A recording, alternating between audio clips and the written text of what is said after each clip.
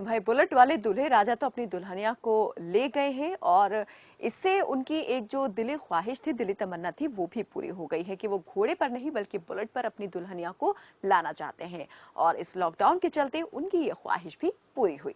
चलिए बढ़ते हैं आगे। कोविड-19 से सोनीपत को संरक्षित रखने की दिशा में बीपीएस मेडिकल कॉलेज खानपुर कला मजबूती के साथ खड़ा है। प्रदेश सरकार ने बीपीएस मेडिकल कॉलेज को विशेष कोविड अस्पताल घोषित कर दिया है।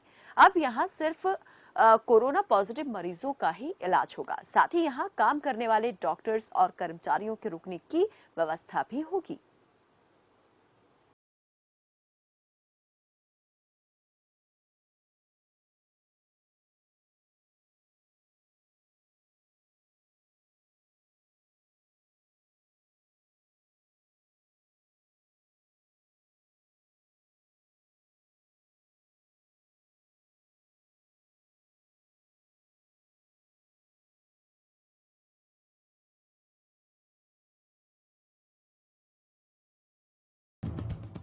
हमारे पास में विश्राम सदन है और उस विश्राम सदन में हम लोगों ने व्यवस्था कर रखी है कि जो भी हमारे कर्मचारी आउटसोर्स के जिनको गांव में जाने में दिक्कत होती है या हमें चिंता होती है कि भाई वो वहां पर जाएंगे और इन्फेक्शन ना हो, उनको हमने यहाँ पर रहने की व्यवस्था की हुई है और वहाँ पर रह भी रहे हैं हमारे आउटसोर्स के एम्प्लॉयज़। पर अब जैसे ये मेरा कोविड एक्सक्लूसिव हॉस्पिटल बन गया है तो लोग ज़्यादा आने की अंदेशा है, ज़्यादा मरीज आने की अंदेशा है, तो इसलिए ज़्यादा लोगों के लिए हमें रहने की व्यवस्था करनी है और वो हम ऑलरेडी कर रहे हैं डिस्ट्रिक्ट एडमिनिस्ट्रेशन के साथ मिलकर।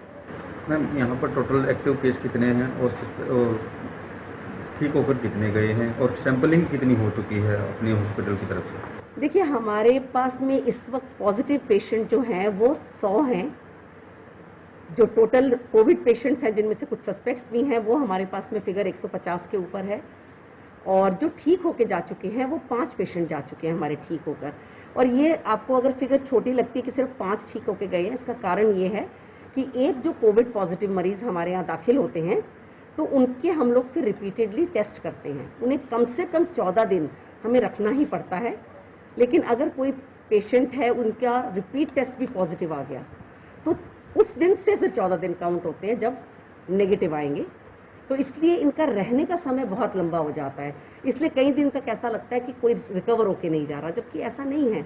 उनकी रिकवरी हो रही होती है, लेकिन उनको 14 दिन यहाँ रखना हमारे लिए ज़रूरी होता है, चाहे वो रिकवर्ड हो, क्योंकि अंदेशा रहता है कि 14 दिन तक वो किसी और को इन्फेक्शन दे सकते हैं।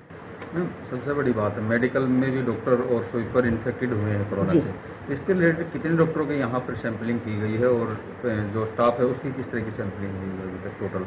हम लोगों ने अपने जो मरीज, जो हमारे डॉक्टर्स हैं जिनका सस्पेक्ट जो पॉजिटिव आए थे, उनके हमने जो उन्होंने बताया कि किसी के भी साथ रहे थे वो, तो वैसे तो सिर्फ क्लोज कॉन्टैक्ट्स की सैंपलिंग होती है, लेकिन क्योंकि इन डॉक्टर्स ने मरीजों को भी देखना था तो हम लोग रिस्क नहीं लेना चाह रहे थे, तो इसीलिए हमने और भी एक वाइडर रेंज में सारे डॉक्टर्स की जितने भी उन्होंने बताए सैंपलिंग जरूर करी और वो नेगेटिव आ गई तो हम थोड़े से निश्चिंत हो गए। लेकिन उसके बाद में जिस तरह से फिर प्रोटोकॉल के हिसाब से कितने क्लोज कॉन्टैक्ट्स हैं जो कम्युनिटी मेडिसिन डिपार्टमेंट ने हमें बताए, उनको हमने क्वारंटाइन कर दिया। कितने डॉक्टर? हमारे पास 7 डॉक्टर्स की हम लोगों ने क्वारंटाइन किया है। चाय वाला भी बताया गया कि सामने जो चाय बेचता है उसके मेडिकल के सामने, और वो चाय वाले से तो दुनिया का संपर्क होता है, डॉक्टर्स का संपर्क होता है, तो ये बहुत बड़ी महामारी यहाँ फैल सकती है जब तक ना संभाला जाए। तो एहतियात के तौर पर जब